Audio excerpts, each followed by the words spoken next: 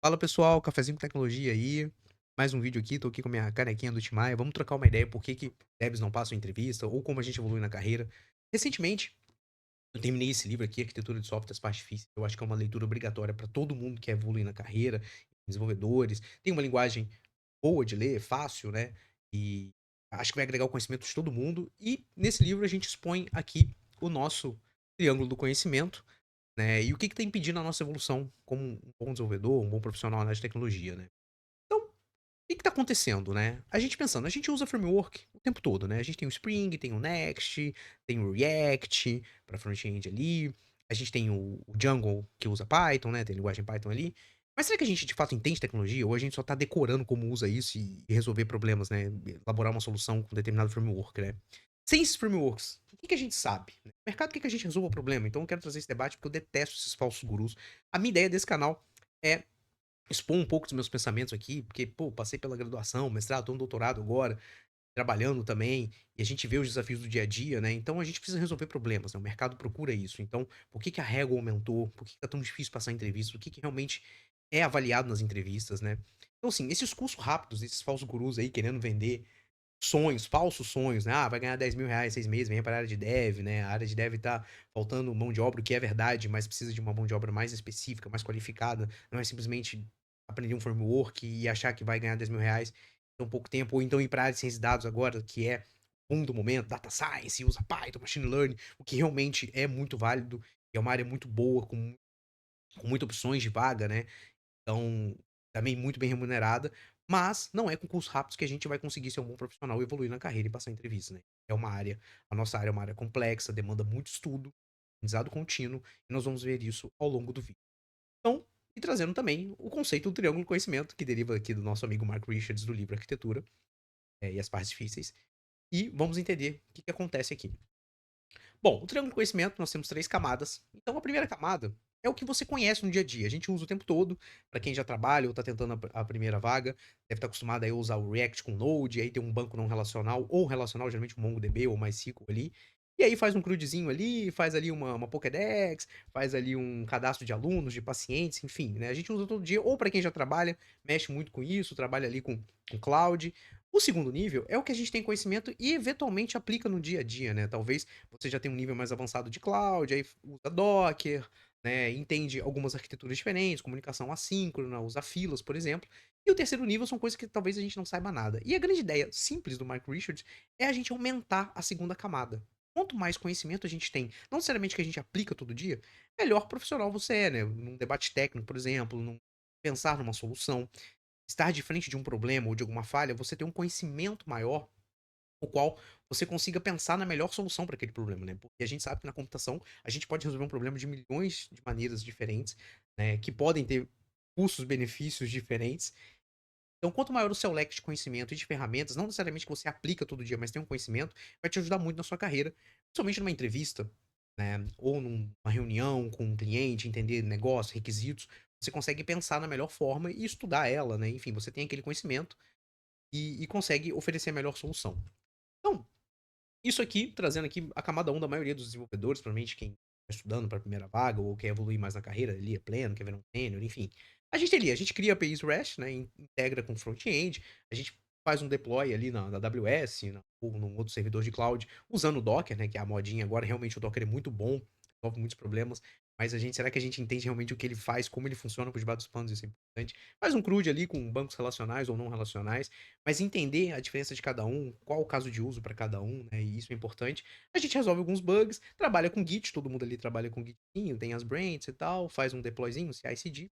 Mas será que a gente, de fato, né, estamos entregando as tarefas, mas não estamos entendendo o que está ali por trás, né? A gente é muito dependente desse framework. Se você faz um framework em Spring, será que você consegue fazer isso em Django ou numa linguagem no modo puro, assim, realizar um script sem precisar de framework, né? Então a gente tem que pensar um pouco nisso, né? Esse conhecimento é muito superficial. Então é isso que está sendo avaliado hoje em dia, né? De você ser bem sucedido numa entrevista, evoluir na carreira. Então quero trazer algumas reflexões para vocês pensarem, pesquisarem, né? Sobre o que pode estar acontecendo ali, você está travado nisso, né? Então, assim, O nível 2 é o que a gente tem um pouco de conhecimento, né, então e eventualmente a gente aplica, né. Então, assim, passando rapidamente aqui, tem questão de concorrência, processamento assíncrono, como eu falei, muitos de vocês já devem ter visto Fila, RabbitMQ, Kafka, né, e como que a gente lida com isso, multithreads, né, aí tem o Go, que também trabalha muito bem com concorrências. A gente tem virtualização em containers, né, que agora é modinha, todo mundo usando Docker, container, enfim, Kubernetes também, a gente pode falar disso. Tem o balanceamento de carga em redes, todo mundo sabe um pouco de redes, IP, protocolo HTTP, enfim, né, tem um load balance ali, a gente tem 2 servidores, todo mundo já ouviu um pouco falar disso, roteamentos, né. Enfim, resiliência e confiabilidade, fala muito de na computação em nuvem, a gente tem um sistema, né, que é resiliente, confiável, escalar esse sistema, se ele consegue operar bem, né, 100% do tempo, se acontece alguma falha, a gente consegue reverter. E aí temos aqui os bancos relacionais, não relacionais, todo mundo usa algum ou outro, ou usa os 2 ou já ouviu falar, ou tem usado mais o MongoDB, ou tem enfim, todo mundo sabe um pouquinho de banco de dados e aplica eventualmente, né. E sistemas operacionais, todo mundo que tá nessa área de dev tem que saber um pouquinho de Linux, né, porque realmente quem usa Docker também tá ali com Linux, tem o Windows que a gente usa bastante também, enfim, Mac, etc, né. E aí a gente entra no nível 3, quero passar bem rapidamente por essa apresentação pra instigar vocês de fato, né. A gente tem um banco de dados ali, mas a gente sabe como o banco encontra dados, né, porque aqui é uma camada 3 muito mais profunda e que realmente é ali que tá o nosso conhecimento e aonde a gente vai achar as melhores soluções, né. Então assim, B-trees, hash index, né, trabalhar com logs, transações, como que as concorrências afetam a transação. O que que é um pool de conexões no banco, né. Criar indexes no banco pode afetar o banco de certa forma. Outro ponto, virtualização em containers, né, como que o Linux isola os processos, gerencia a memória, o que são cgroups, namespaces, os containers são melhores que VMs. Então assim, a gente começa a ver que esses cursos rápidos, esses falsos gurus, eles vendem um sonho que tá muito distante da realidade. Que você realmente tem que entender, solidificar os conhecimentos. Pô, a gente faz faculdade, né? Cursos, a gente tem que se aprofundar, né? Simplesmente em 6 meses não dá pra aprender. Esse que é o ponto que eu quero combater. Que vocês precisam começar a refletir melhor sobre como é a carreira de vocês, de onde vocês querem chegar. Temos fundamentos de redes, né? O funcionamento real de rede. O grande ponto que eu queria trazer aqui é o seguinte, a gente trabalha com uma máquina, um computador, e a gente está conectado à internet, e eu conheço muitos desenvolvedores ao longo da minha vida, que não sabem como o computador funciona, não sabem como a internet funciona. Você tem um pacote de dados aqui, ele sai do seu computador, como é que ele chega na internet, chega no servidor de nuvem. Enfim, como que a sua máquina funciona, né? O que que é um protocolo HTTP, né? Qual a diferença do TCP para o DP? O que que é o BGP, né? O roteamento ali, redes. O que que acontece quando esses pacotes viajam pela internet? Então, tô trazendo esses debates pra gente instigar aqui a camada 3, né? Sobre muitas coisas que a gente talvez não tenha nem saiba que existem, né. E isso pode ser muito vantajoso se você tiver esse conhecimento e fundamentos bem consolidados numa entrevista, por exemplo, ou na evolução de carreira. E aí, a própria AWS, como a AWS funciona, o que que é um servidor de cloud, né, o que que é uma virtual private cloud, por exemplo, subnets, NAT gateways, o tráfego, né, o roteamento, dependendo da localização que o usuário tá, a gente consegue fazer roteamentos para servidores diferentes em pontos diferentes da nuvem. Então, isso é muito legal e trazendo esse debate para vocês pesquisarem, a gente debater aqui nos comentários, enfim, podem me adicionar nas redes sociais aí, a gente troca uma ideia, ou dicas de novos vídeos aqui, de conteúdo. Outro ponto para instigar vocês, observabilidade. O que que são os golden signals, né? Pesquisem isso, entendam. E isso tudo vai ser cobrado do desenvolvedor. A gente está resolvendo problemas. E quanto mais a gente entender gargalos do sistema, entender logs, trace, né, encontrar falhas, troubleshoot, isso é o que a gente espera de um profissional na tecnologia. Por isso que dizem que a IA vai substituir a galera. E não é bem isso. Eu acho que a IA é uma ferramenta que está nos ajudando muito, anda lado a lado com a gente. E o verdadeiro desenvolvedor não é mais o cara que programa e cospe código. É o cara que analisa problema, que entende as falhas. O IA não necessariamente vai entender sua regra de negócio. Então, você joga lá o erro que você está tendo, não necessariamente ela vai te dar a melhor solução, né, ou a maneira mais otimizada de resolver aquilo. Então, aí que tá ter esse senso de observabilidade, entender esses sinais, entender as falhas, né? Outro ponto, Fog Edge Computing, né, a gente é uma pesquisa mais do meu mestrado, doutorado, que é muito importante na área de redes, e a gente tem pré-camadas antes da nuvem, né, desde o pacote que sai ali de um sensor ou do smartphone de usuário e chega até a nuvem, a gente tem pré-camadas ali que a gente pode realizar pré-processamentos, né. Então, por exemplo, o que acontece quando um sensor de internet das coisas, IoT, né, ele perde conexão com a nuvem? Você tem um monitoramento ali de um paciente, frequência cardíaca. Se ele perde essa conexão com a nuvem ou a latência é muito alta, o que que acontece? Como que a gente mitiga isso, né? Então, é legal a gente entender a fog, a edge compute, né, são camadas bem legais antes da cloud, que se fala muito em cloud, mas a gente esquece que tem pré-camadas ali, que podem ser muito importantes para o nosso sistema e até novas soluções para novos problemas que surgem quando a gente está utilizando servidores em cloud, por exemplo. Temos aqui um ponto de resiliência, tolerância a falhas, né, então o que acontece quando o servidor cai? Como que a gente garante que o erro não derruba tudo, né? Então a gente tem um Chaos Monkey ali, então pesquisem isso, é bem legal, né? Outro ponto, caiu aqui, desculpa, foi a escalabilidade. O que que é um sharding partitioning, né? Como que a Netflix e a Google fazem o traffic shift, né? Pesquisem esses termos, entendam isso. Então, tá vendo? Essa camada 3 aqui a gente poderia ficar horas e horas falando de milhões de tópicos, conceitos e fundamentos, os quais são importantes a gente ter esse conhecimento. Como eu disse, você não precisa ter conhecimento profundo disso, aplicar no seu dia, mas evoluir a sua camada dura. Tá ali, alguém comenta sobre isso, alguém aparece com um tipo de problema ou falha, e você tem um leque de informações e ferramentas que podem te ajudar a encontrar e pesquisar a melhor solução, né? Então, como a gente sai desse piloto automático, né? Esse é o grande ponto, né? Então, uma coisa que eu gosto muito de falar pra galera, assim, no dia a dia, é a gente escolher uma carreira. Ciência da computação, eu fiz engenharia de telecomunicações, depois fiz mestrado em computação, o qual ciência e engenharia é fazer ciência, né? A gente precisa ter ideia disso. A gente escolheu uma profissão que é fazer ciência, é aprendizado contínuo, né? Entender os fundamentos, experimentar, testar, questionar, validar uma hipótese. Eu acho que a galera com esses cursos rápidos, com esses falsos gurus, coaches que não entendem nada de tecnologia, nem de conhecimento, de aprendizado contínuo, é entender que a gente tá fazendo ciência, cara. Isso é, isso é uma coisa que eu queria muito trazer aqui no canal. Tipo, você é um cientista, você tá criando inovações, novas soluções tecnológicas, né? Propondo melhorias, hipóteses, né? Testando, avaliando o que é melhor, trade-offs, qual tem o melhor custo-benefício. Então entenda que fazer ciência é um aprendizado contínuo. E a nossa carreira, ela não tem espaço para não parar de estudar. Ah, comecei a ganhar R$ 10.000, não preciso mais estudar. Não. Existe uma pesquisa de Harvard que a cada ano 20% do seu conhecimento fica defasado, né? Então, a cada ano você tem que estar estudando mais, aprendendo, tendo os fundamentos bem consolidados, porque cada framework que vier, você tem aquele fundamento ali, entende ele. É igual linguagem de programação, né? Você. Cada linguagem tem sua sintaxe, mas se você souber uma lógica de programação, estrutura de dados, os algoritmos, performance, ou por exemplo, você lida com qualquer linguagem. Você só vai precisar ali perder um tempo tendo que entender a sintaxe, como cada linguagem instancia uma variável, uma classe, enfim. Mas se você souber o domínio ali de algoritmos, de lógica, você. Qualquer linguagem você entende, lê e consegue implementar, né? Esse é o grande ponto. Então você consegue ver que a partir do momento que você vai evoluindo em programação e na linguagem, quando você começa a dar uma outra linguagem e você já tem a lógica bem consolidada, você aprende aquilo muito rápido, né? Não importa mais a linguagem, né? Cada uma tem sua especificidade de sintaxe, mas você entende aquilo ali, né? Outro ponto, aprender a analisar problemas, né? Identificar a raiz dos problemas, encontrar soluções eficientes. Eu acho que é isso que acontece numa entrevista. Quem mais quer alguém que resolva probleminhas de leet code, que realmente eu acho muito válido, vou trazer vídeo sobre isso aqui, mas de entender a performance daquele algoritmo, entender como você resolveu, os fundamentos que estão por trás daquilo. E a galera só tá decorando, né? Aprendendo a usar frameworks e indo pra entrevista achando que vai ganhar R$ 10.000. Isso não. Então, usar ferramentas de análise para visualizar soluções, entender o troubleshoot que a gente falou, os golden signals, né? Então, você chegar numa entrevista, demonstrar esses conhecimentos de rede, de latência, como que você lida com falhas, ou como você lidou com falhas em projetos que você participou, seja projetos pessoais quanto na sua carreira. Então, essa capacidade analítica de entender os problemas que aparecem na sua frente e como você os resolveu. Acho que esse é o grande ponto que tá faltando de dia. E a ideia de fazer ciência, testar, né, questionar, né, e por fim trilhar o seu caminho na computação, né, descobrir a área que você tem interesse, investir nela, se especializar nela, entender os fundamentos e continuar sempre progredindo. E eu acho que a DevOps é uma cultura, né, que você tem desenvolvimento com operações, que é um caminho muito bom e recompensador, que anda lado a lado com a IA, então você tem ali deploys, você entende de troubleshoot, de redes, de bancos de dados, de performance, enfim, fica aí a reflexão e o questionamento para vocês pesquisarem e a gente trocar uma ideia.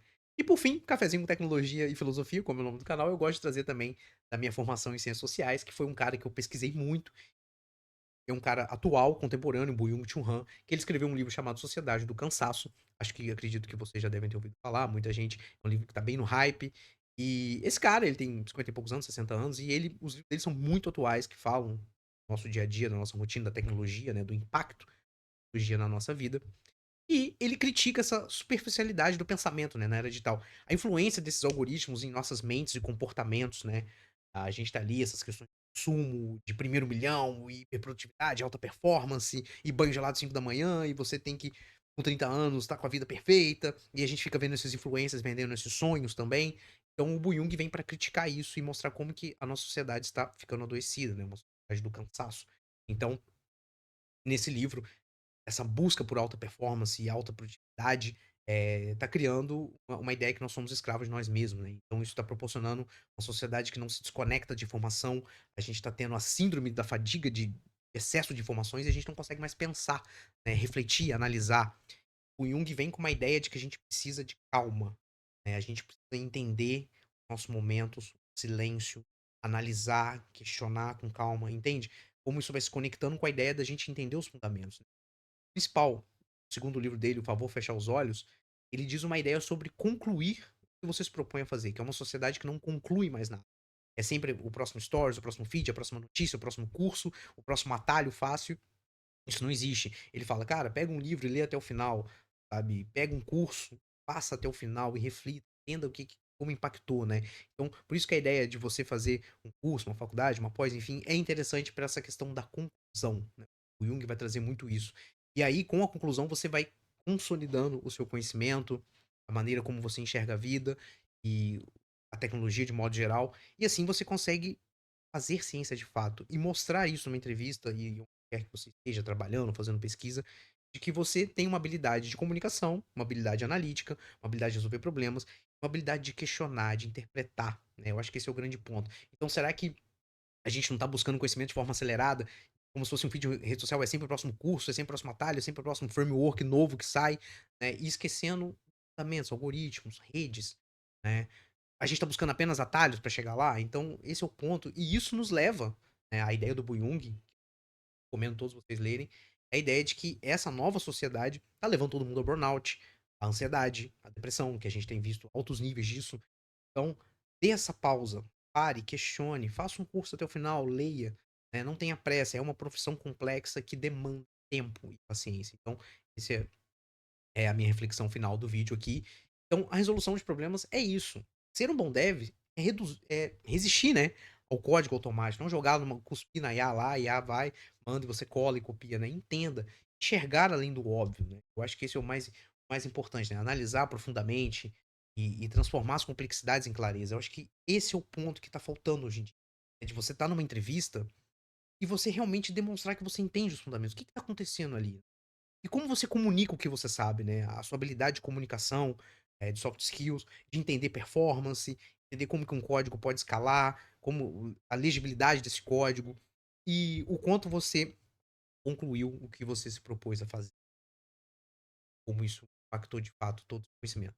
Bom, isso aqui foi um bate-papo, também um barra desabafo sobre essa galera que eu tô muito revoltado de coaches, gurus aí vendendo curso com 10.000, que não é bem assim, é uma carreira que demanda tempo, conhecimento, paciência, muita calma, né, complexo, mas como eu disse no início, é muito gratificante você trabalhar com tecnologia, criar soluções tecnológicas, resolver problemas da sociedade, isso é muito bacana, legal, e acaba sendo divertido também.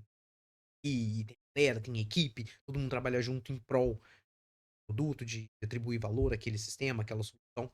Então fica esses insights para vocês, pesquisem sobre coisas que eu trouxe aqui da camada 3, se vocês já sabem coisas da camada 3, pesquisem como se podem se aprofundar mais, né. Eu acho que um grande conselho que eu daria para todo mundo que quer evoluir, quer entrar nessa carreira, é entenda redes, de verdade. Eu vou deixar uns links aqui de vídeos muito bons de introdução a redes, de introdução a banco de dados e sistemas operacionais, que vão começar a abrir a mente de vocês a entender esses conceitos, que vocês possam levar esses conceitos para as entrevistas que vocês tiverem, para a carreira de vocês, para problemas, os quais eu acredito que vai ajudar bastante vocês. E também, lembrando, para fechar o vídeo, fazer ciência, aprendizado contínuo dia. E é isso, galera. Eu acho que tamo bem, tamo junto aí. Próximos vídeos virão. Vou falar um pouco sobre performance de algoritmo, Big O, como utilizar o Leet Code para evoluir na nossa carreira.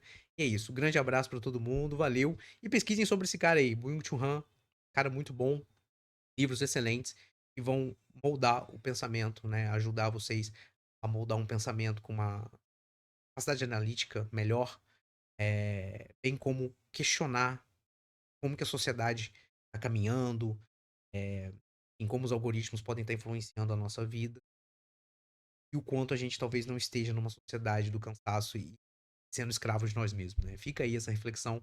Grande abraço.